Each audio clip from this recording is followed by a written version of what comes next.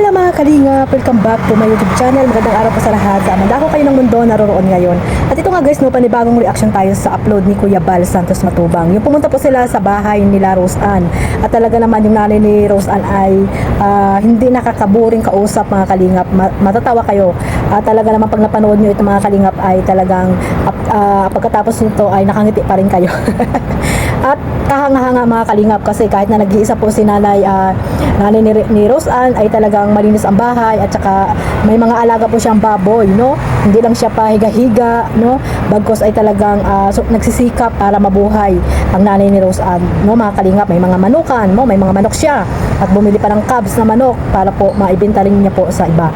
So ito nga guys na mga kalingap, may sinabi din po siya dito about po sa nanay ni Carla. So bago natin simulan yan, syempre shoutout muna tayo sa ating founder, Kuya Bal Santos Matubang, ang ina ng Kalingap, si Ate Edna Vlogs at ang kanyang gwapong anak na si Kalingap Rab at syempre ang kanyang asawa na si Jack Tapia Matubang at syempre sa mga kasamahan ko po na reactor, ayan, sa Team Bios, Karipa, Team Watcher, Team Strikers at sa lahat na po ng mga reactors po na nandito po sa Team Kalingap at ganun din po sa mga OFW na walang sawang sumusuporta po sa buong Team Kalingap at yung mga nandyan din po sa Pilipinas ngayon, miga love shoutout po sa inyong lahat. At ito nga guys, no, sabay-sabay natin panoorin itong clip video na nakuha ko po dito kay Kuya Bal Santos Matubang.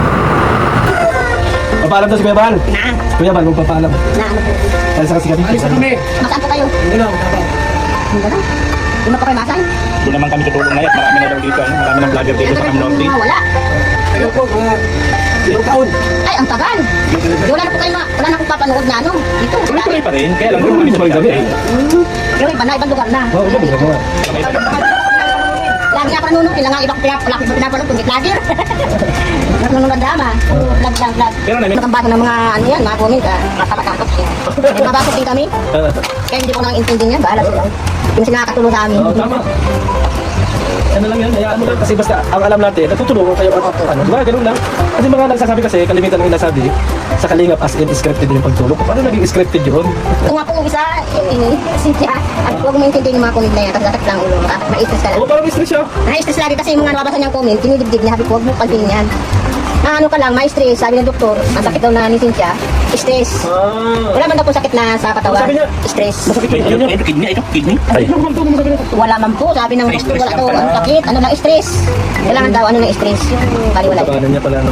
Stress lang. Si nanay kasi, lagi lang itong happy-happy lang ngayon, no? Walang, Happy lang hindi masaya. mo dapat para problemahin yung stress kasi lalo na ano ang aking dugo, tataas, na-high blood ako, stress. Ano nag-isa pa naman nakakit sa bahay. Dito lang nga sa pusa ko, ito, pag napaligaw ko, na-stress ako sa pulitan. Hindi, ano na lang na, isipin na lang natin. Ibabas ka ng mga taong hindi ka kilala. Ay, kung ka mismong ang nababas sa iyo, yung mga nandito sa kapitbahay mo. As in, yun ang mahirap. Ano ba sasabihin sa iyo na, ay, ganito na rin eh. As in, kilala ka talaga noon. Pero kung yung malalayo, ay, bakit mo isipin yan? Hindi ko na siya kilala. Oo, Mga Hindi ingit lang lang ako kasi, tagal no? ito yung mga kilala ko pag pinakata ko. Hindi ko pinapansin. Yung mga basher kasi na yung mga hindi kakilala personal at mga nalalayong lugar, mga ingit yan sa buhay. Diba? Mga naingit yan sa mga... Marami din dito kaya. Marami na ingit dito sa inyo? Marami dito sila pinapansin kasi. Ay, ibig sabihin maraming mga ingitero dito sa inyo, ingitera. Ingit sa buhay nyo, no? Sa buhay. Ang hirap talaga Buhay, mga sa buhay ko sa... Pili ba pangalanan mo? Ay, hindi pwede pala yan. Clue lang. Oh, letter. Clue lang. First letter. Ay, ang bahala sila kasi kasama sila. bahala sila, no? Babayo, lalaki.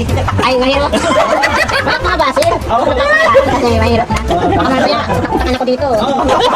Nangiyakan, na-vlog ko kami. Tama. Galing din na, no? Bahala sila. Ano, siguro din siya. Mga kalingap, sa hindi pa po nakapanood ng pagitang ingay, nakapanood ng full video na yan, pakipuntahan niyo po ang YouTube channel ni Kuya Bal Santos Matubang. Syempre, supportahan po natin ang ating founder para po mas marami pa siyang mapabahayan at matutulungan na deserve po, no, mga kalingap. At pakisuportahan niyo po at pasubscribe, panoorin po natin ang kanyang mga upload. At ito nga guys, no, isa sa mga upload ni Kuya Bal Santos Matubang nung pumunta po sila dito sa bahay nila Rose Ann. At nagpaalam nga po ito sila kalingap, sila Kuya Bal, I mean Kuya Bal, sila Nathan, at sila tawag dito dito, ang Team BSM, ayan, Team BSM mga kalingap ay pumunta sa bahay nila Rosaan para magpaalam at ayun nga, papunta po sila ng Davao. So ayun, biniro nila yung nanay ni Rosaan at talaga namang kitang-kita mo talaga sa ni nanay ni Rosaan na talagang mamimiss niya sila Kuya Bal, no? Kasi nga syempre lagi po pupunta sa kanila para magbigay ng konting ayuda, 'di ba? Malaking tulong din po 'yon sa nanay ni Rosaan. At ayun nga, no, talagang sinabi din ni nanay ni Rosaan na mamimiss niya sila Kuya Bal Santos Matubang. At ayun, updated din po siya sa lahat ng mga upload nila Kuya Bal. Ay grabe, mabuti pa yung nanay ni Rose, pag nag-exam talaga guys, ay talagang marami pong number 1 talaga ang nanay ni Rose Ann na updated sa mga vlog ni Kuya Bal Santos Matubang. Ay grabe, ito talaga ang maganda guys na tinulungan nila Kuya Bal, no, ang nanay nila Rose Ann. At syempre, makitang-kita nyo naman guys na talagang inaalagaan nila yung bigay ng kalingap, no, yung bahay nila Rose Ann, at talagang malinis, no, malinis yung nanay ni Rose Ann mga kalingap. At dito nga napag-usapan din yung mga taong inggitera, no, may mga nainggit dito sa kila Rose Ann, no, sa nanay nila Rose Ann, no, siguro kaya naiinggit kasi nga nakikita yung bahay na maayos at akala nila ay mayaman na, no, mapira ang nanay ni Rose Ann. Kaya hindi naman nawawala yan mga kalingap sa mga magkakapitbahay na talagang may maingit talaga sa iyo. At ayun nga, no, hindi lang talaga pinapansin ng nanay ni Rose Ann. At the same time, yung mga basher din, no, na hindi niya binabasa yung mga comment kasi nga may mga basher din talaga sila Rose Ann. At ayun nga, hindi na daw siya nagbabasa kasi nga ay mahirap daw ma-stress, no, kasi nga tataas para daw yung kanyang dugo. O siyempre, may mangyari pa sa kanyang hindi maganda, o nag-iisa lang naman siya sa kanilang bahay, o di ano pang malaking problema pa yan mga kalingap. Kaya napakaganda po ng sinabi dito ng nanay ni Rose Ann na huwag papansinin ang mga basher, no, katulad nung nanay ni ni Carla, no, kaya pala ganun ay talagang nai-stress sa mga bashing mga kalingap. Kaya sana yung nanay ni Carla ay labas-labas at huwag masyado mag-isip pag nandun lang sa loob ng bahay, ay talagang makakapag-isip ka ng ng mga hindi maganda. At lalo pag lagi kang nakatuon sa cellphone, binabasa pa yung mga comment ng mga bashing negative, ay talagang may stress ka mga kalingap. Dapat gumawa ng mga bagay-bagay na hindi nakaka-stress, no, na hindi ka mag-iisip kung ano man yung mga nababasa mo sa mga komento na hindi maganda, lalo na kay Carla, no, di ba? Nababasa yun ng nanay ni Carla yung mga bashing.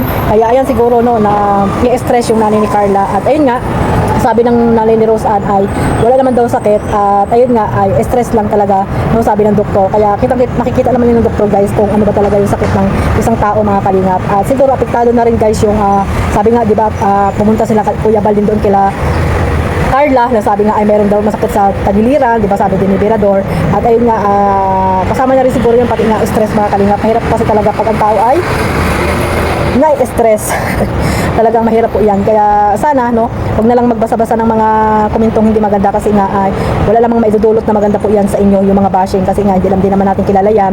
At nandito po tayo sa social media, lalo na po si Carla, hindi po maiwasan talaga na may mga bashing. Kaya yan po, magandang sinabi ng nanay ni Rose Ann, no, na huwag nang intindihin yung mga bashing at huwag nang basahin yung mga negative comment para po hindi na mag-alala, di ba, hindi na mag-isip kung ano man yung mga nababasa sa mga comment section.